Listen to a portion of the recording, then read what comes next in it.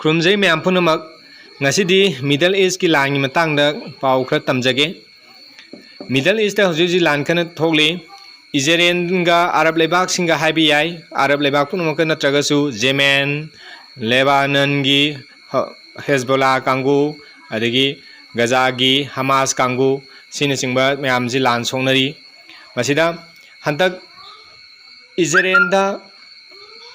जेमेनगी Houthi रिबेलसिंगना अखोय यामना कन्ना attack तौबा drone सिनबा ballistic missile सिन attack तौरकपा सिंगी मनुंगदा hypersonic missile सिनरकपसे यामना अवनबा मायोन अमदा लायबा लानजिगी मायोनजे अमा अवनबा अमा लाय हाइतारे अखोय हाना hypersonic missile जी अतोपा लेबाकसिंगदा अमता लैते हाइनरिबनी अखोय सुमना ईरान दा लैयेना थाजनै अमदि रशिया लै चाइना लै एदिगी अमेरिकान लैयेना थाजनरिबनी अदुबो हजि हजि हुथी रिबेलसिंगदा hypersonic missile याव पाइसलकपा मखोयना इजराइलदा hypersonic missile कापसलकपा ngamba हाइबसे सि मखोय पावर दा याम हेंकले लानसि मायोन अमदा लाये ताकनेबा जेमेनदगी अखोय इजराइल जे दा कापसलैबा मखोय हंतकी hypersonic missile सि किलोमीटर 2,000 हेना सालना कापि याय मसिदा इजराइलगी एयर डिफेंस सिस्टम जिंग आयरन डोम न सिंग लेबा एरो 3 न लेबा अमदी रेड सी द लेबा अमेरिका की फ्लीट मैम लांगी जास मैम जिद लेबा अखोई एंटी बैलिस्टिक मिसाइल न सिंग मैम अमतन कंट्रोल तवा माबु थटपंग मौददना इजराइल की पोर्ट पांदना जे अमाता थोखरे अदो हंगनिमो क्वेश्चन दी जेमेनदा कमाई तौना hypersonic missile लाग लिबनो योरक लिबनो हाइबदुने कदाई देगिनो मखोय लाइक लाइसु याम हाइगलक्तना इंजीनियर रक्तना कोदना तौदना मखोय हुजुक लाइसिंग सारेइब्रा खुदक्ता सुक तेनगम मतमजे मखोयना काइदगी कम लाइक लाइसु जर पार गेता श्यामक पंगम गदुइबनो hypersonic missile जी हाइबन सिम क्वेश्चन म्याम लाएबा अदुना ओइथोक्तवा वाफमनी मखोयना सेम साबा हाइबजे अदुना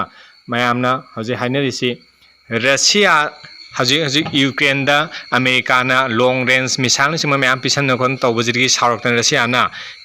इजराइल की मायोक्ता अमेरिका की मायोक्ता लान सोंनरिबा हुथी जेमेन की हुथी सिंगदा अखोय hypersonic missile सि पिसलकपो ओइगनी हाइबदुनी यामदबदा hypersonic missile जी यांखै की मथक्तेना पिरमदो माली हाइना थाजबायाबा सोसिंगना हाइनबा पाउ तानरी अदुवा मसिना कयमा सुंबोयबदी लान से अंगक फंगना चाउथोरकनी हाइबा वाफमसी थमजगे अमदि हंतक सिनरेबा hypersonic missile सि अमेरिका की डिफेंस सिस्टम अमदि इजराइल की डिफेंस सिस्टम जिंगना अमत्ता कंट्रोल तौबा ngakthokpa ngamhaude aduna missile si kanaguma kharnadi iran की missile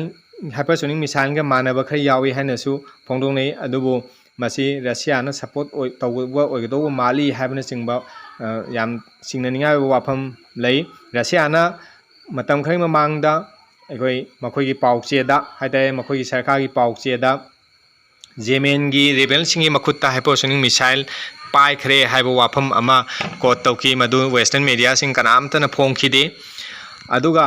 खर लेरगा अमोक इजराइलना रशिया से